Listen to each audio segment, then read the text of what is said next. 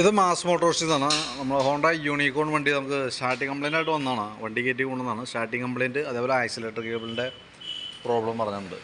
പിന്നെ അത് മെയിനായിട്ട് സംഭവിച്ചിരുന്ന കേസ് എന്ന് വെച്ചാൽ ആക്സിലേറ്ററിൻ്റെ ഈ ത്രോട്ടിൽ ഗ്രിപ്പ് ഓപ്പോസിറ്റ് സാധാരണ എങ്ങനെയാണ് നമുക്കത് തിരിക്കേണ്ടത്. ഇത് ഓപ്പോസിറ്റ് തിരിച്ച് മടക്കി കൂട്ടി അതിൻ്റെ ഉള്ളിൽ സ്റ്റോപ്പറൊക്കെ പോയിട്ട് അതിൻ്റെ ഉള്ളിൽ കയറി ലോഡായി കിടന്നു. അതാണ് മെയിൻ കംപ്ലയിൻ്റ് ആയിരുന്നത്.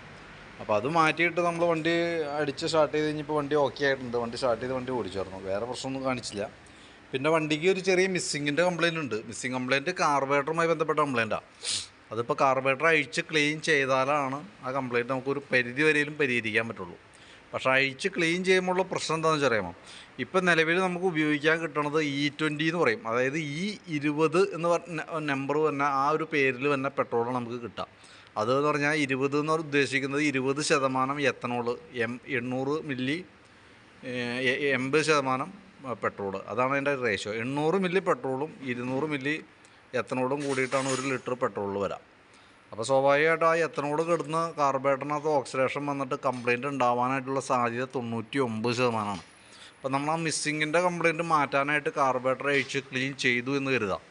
മിസ്സിങ് കംപ്ലയിൻറ്റ് ഒരു പക്ഷേ മാറും, പക്ഷേ ഓവർഫ്ലോൻ്റെ കംപ്ലയിൻറ്റ് വരാനുള്ള സാധ്യത 99%. അതായത് കാർബറേറ്റർ കംപ്ലയിൻ്റ് ആവാനുള്ള സാധ്യത 99%, ശരിയാവാനുള്ള സാധ്യത 1%. അപ്പോൾ അതുകൊണ്ട് എന്ത് ചെയ്യേണ്ടതെന്ന് വെച്ചാൽ തൽക്കാലം ചെറിയ മിസ്സിങ്ങൊക്കെ ആണോ ഉള്ളത്, പരമാവധി അഡ്ജസ്റ്റ് ചെയ്ത് ഉപയോഗിക്കാൻ പറ്റുമെന്നുണ്ടെങ്കിൽ ആ രീതിയിൽ ഉപയോഗിക്കുന്നതാണ് ബെറ്റർ. ഇനി അതല്ല ഒരു രക്ഷയില്ലാന്നുണ്ടെങ്കിൽ നമുക്കത് അഴിച്ച് ക്ലീൻ ചെയ്ത് നോക്കാം. ക്ലീൻ ചെയ്യുമ്പോൾ ചുരുങ്ങിയത് നമുക്കൊരു 550 രൂപ നമുക്കതിന് ചിലവ് മാത്രം വരും. അതിന് ശേഷം നമ്മൾ സെറ്റ് ചെയ്യുന്ന സമയത്ത് ഓവർഫ്ലോൻ്റെ കംപ്ലയിൻറ്റ് വന്നാൽ കാർബറേറ്റർ അസംബ്ലി മാറ്റി നമ്മൾ പുതിയത് വെക്കണം.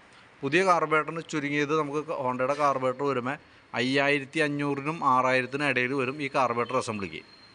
അപ്പോൾ അത് അറിഞ്ഞിട്ട് വേണം നമുക്കത് അഴിച്ച് ക്ലീൻ ചെയ്യണമെങ്കിൽ ഉള്ള പെർമിഷൻ തരാനായിട്ട് കേട്ടോ.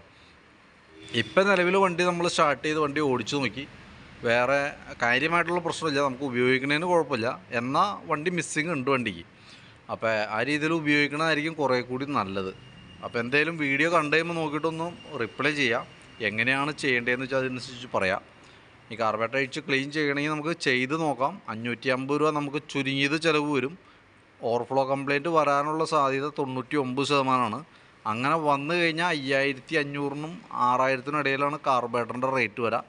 അപ്പോൾ അത് നമ്മൾ മാറ്റി പുതിയത് വെക്കേണ്ടി വരും. പ്ലസ് ഈ 550 നമ്മുടെ കയ്യിൽ നിന്ന് പോവുകയും ചെയ്യും കേട്ടോ.